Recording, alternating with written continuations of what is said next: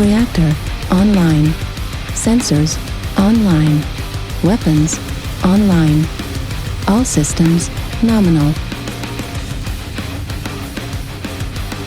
Everyone has their own take on what a giant robot is, but by far, Battletech is my favorite. There are a few other franchises, in my opinion, which perfectly meet at the intersection of being serious enough to offer an actual commentary on the nature of war, being fun enough to put you in the pilot seat of a building-sized war crime machine, and being ridiculous enough to include cybernetic catgirls and an entire special forces regiment filled with idol-obsessed weeaboos in their canon. It's been around longer than Warhammer 40k, has an equally well-established canon and lore, but in the past 10 years has released only 3 games, a handful of books, and the tabletop has gotten a makeover. Warhammer, meanwhile, has like 45 games in the past decade alone. This isn't to say I want Battletech to do the same thing. I don't want it to wear out its welcome.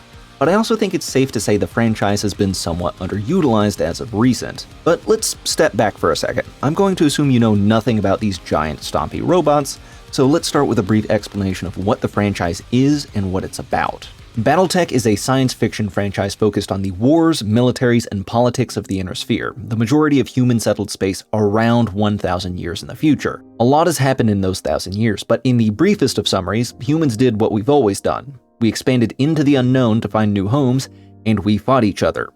A lot. And it turns out when there's more than one planet everyone lives on, we're a lot less skittish about the deployment of nuclear arsenals and throwing men into the meat grinder. If you want a more eloquent 3.5-minute intro, I'd suggest this video by DC Bruins.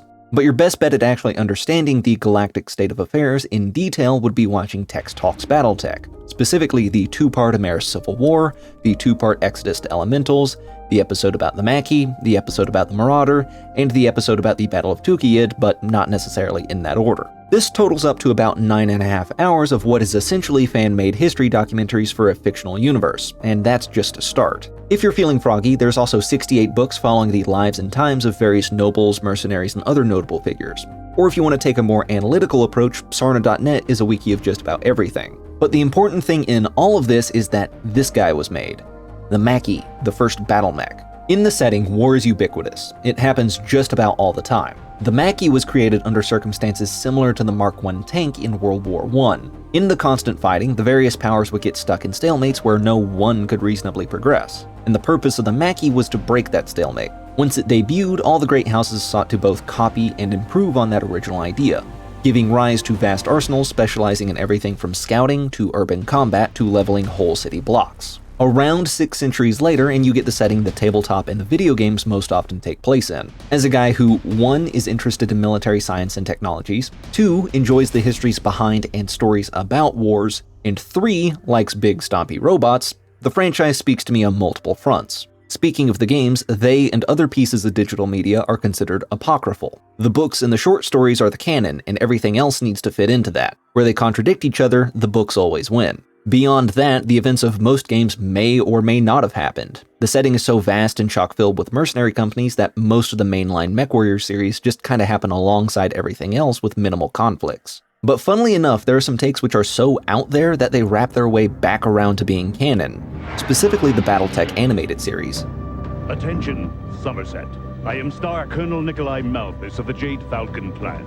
A full trinary stands ready to conquer your planet. What forces dare oppose us?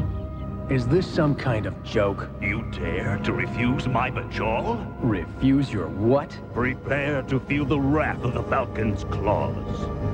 This was canonized as an in-universe kids cartoon and propaganda piece. The MechAssault games for the original Xbox were also pretty fast and loose with the canon and had some pretty crazy plots, but in-universe they're part of a movie franchise known for exactly that. 1 and 2 are never mentioned specifically, but MechAssault 7 is referenced in one of the many official short stories. The Raptor from MechAssault 2 was also original to that game, but was adopted into the canon later, which I think is a pretty neat approach. And despite being a less popular franchise, fans really go out of their way to make some high-quality stuff. I already mentioned DC Bruins and Tex of the Black Pants Legion, but there's also plenty of lore channels, and animators make all sorts of short videos, from hand-drawn 2D to retro low-poly 3D reminiscent of the early games, to cinematics that would be right at home in a modern game or even a movie. In fact, the music I'm using in this video is from a fan project called Wolves, an entirely free fan game meant to recreate MechAssault, because, as mentioned, there's been very little done with the property since the early 2000s. So why is that? Why isn't anyone cashing in like with Warhammer? Well, my best guess is that there's an issue with copyright. See, the franchise was created by FASA, who are known for creating Shadowrun, Crimson Skies, and a handful of other IPs. And they put a lot of investment into Battletech specifically, in the form of the books, tabletop, and games, but also by creating full simulators in which players could fight each other. In 2001, FASA suddenly ceased operations. Many people thought it was because they went bankrupt, but they didn't. Allegedly, the owners decided to quit while the company was financially sound when they thought the market was going to take a downturn. FASA still exists as an IP holder, but to what extent is kind of unclear. They sold Battletech, Shadowrun, and some of their other IPs, which over the years have changed hands a few times. My understanding is that as of right now, Battletech and Shadowrun are owned by the trading card company Topps, who licenses out the tabletops to Catalyst Game Labs. The rights to make their video games were held by a FASA subsidiary though, which was bought by Microsoft shortly before the company shut down. That studio was shut down in 2007, leaving the rights to the games in the hands of Microsoft Game Studios. Microsoft hasn't done much with the franchises aside from occasionally licensing them out, which is how we got MechWarrior Online and MechWarrior 5 Mercenaries from Piranha Games, and the Battletech strategy game from Paradox and Harebrained Schemes. Why they aren't doing more with it, I'm not entirely sure, but my best guess is they might need to get approval from Topps as the primary IP holder, but that's just my speculation. Alternatively, they could just be sitting on it while they work on other projects, not realizing how much could be done with it. It's also my speculation that MechWarrior 5 was probably made to test the waters for potentially new games. See, its reception was 8 out of 10s, and although we don't have an exact number of sales, it supposedly did better than expected. And this was for a game whose mechanics were somewhat simplified, reused assets from MechWarrior Online, and whose main campaign felt like it came from a can, being the rather standard hero's journey, but not really engaging with a lot of what makes Battletech a cool universe. The Legend of the Kestrel Lancers and Rise of Rosselhog DLCs give some proper world building to an otherwise fairly desolate game, and modders have pitched in to expand out the mech lab, add mechs not in the game, and even modded in VR support. Considering that there was a 17-year gap between MechWarrior 4 and MechWarrior 5, and now Piranha Games is already in production of a new MechWarrior game, I think this time we might be getting something properly fleshed out, and by God I hope it knocks our socks off. So, what is the new game going to be about? Well, details are sparse. We basically know nothing for sure other than it's in the works and that it will probably be revealed sometime later this year. We also know it will need to be finished before 2025 because that's when Piranha Games' contract ends with Microsoft. Beyond that, I've got some educated guesses. Both MechWarrior 5 and Battletech 2018 take place in a time period known for relatively low-intensity conflict. It's mostly skirmishes to attain certain objectives most of the time, most often by mercenary groups rather than the great houses directly. Technology has largely regressed over hundreds of years of war because everyone keeps bombing each other's manufacturing and research facilities. But the time period these two games take place in is when things start turning around. Old technologies are being rediscovered and everyone is beginning to gear back up. They also take place right before the clan invasions and heavily allude to the clan's existence. Who are the clans, I hear you ask? Well, they're the ones who made some of the most iconic mechs in the franchise, in particular the poster boy Mad Cat. Remember those Tex Talks Battletech videos I mentioned before? Well, there was a galactic civil war, and the most well-known general from that war decided to run away with as many weapons, people, and resources as far and as fast as possible while also covering their tracks. Because the great houses were about to start full wartime mobilization to try and kill each other again, leading to the aforementioned technological regression. They eventually settled down, became a weird hyper-advanced eugenics-fueled warrior culture, and decided to come back and kick everyone's asses to take back Earth. Imagine Genghis Khan crossed with the righteous fury of the Knights Templar during the Crusades. Then put him in a 75-ton state-of-the-art war machine and unleash him on an unsuspecting populace. A very honor-bound warrior culture with a poor understanding of logistics. Considering that both games hint at the clan's existence, but occur before the clan invasion, I think the most likely setting for the upcoming game is simply a continuation of the timeline. The clans invade, the Inner Sphere gets its ass kicked and delaying action after delaying action, ultimately culminating in the Battle of Tukiad, where Comstar exploits the clan's honor-bound nature into doing stupid things. Even if that's not how it ends up playing out in the game, I feel like the return of the clans is inevitable. Like I said, the Mad Cat is the poster boy of the franchise, yet has been absent for way too long. Plus, I want the Cougar and the Vulture back because I love my missile boats. But because we don't actually know anything for sure, why not engage in some wild speculation? I've got a couple ideas. Battletech originating as a tabletop leads to a lot of variety in where the franchise can go but hasn't gone before.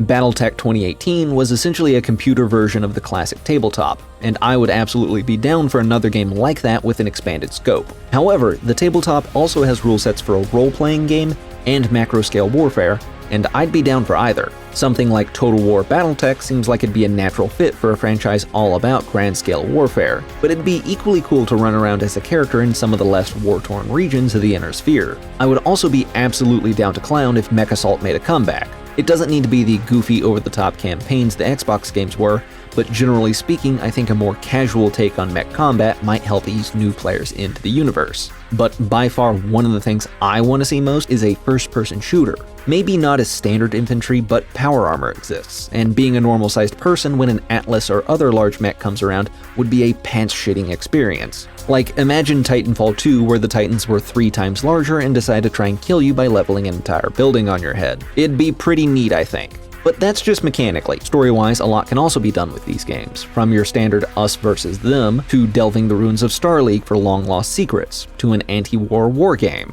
The book Ideal War by Christopher Kubasik was a straight analogy for Vietnam, and you can find plenty of examples of men throwing away their lives due to the hubris of their leaders in the franchise as a whole. It is sweet and fitting to die for one's country, after all. In fact, I was going to open the video on a more somber, serious tone before I remembered my last video was a half-baked explanation on why Vampire Survivors got popular. I figured that would have led to some whiplash. But hey, what do you think? Any ideas on what this new game might be, or any wishes on where you'd like to see the franchise go? Or perhaps you know of other games that might scratch the big, stompy robot itch.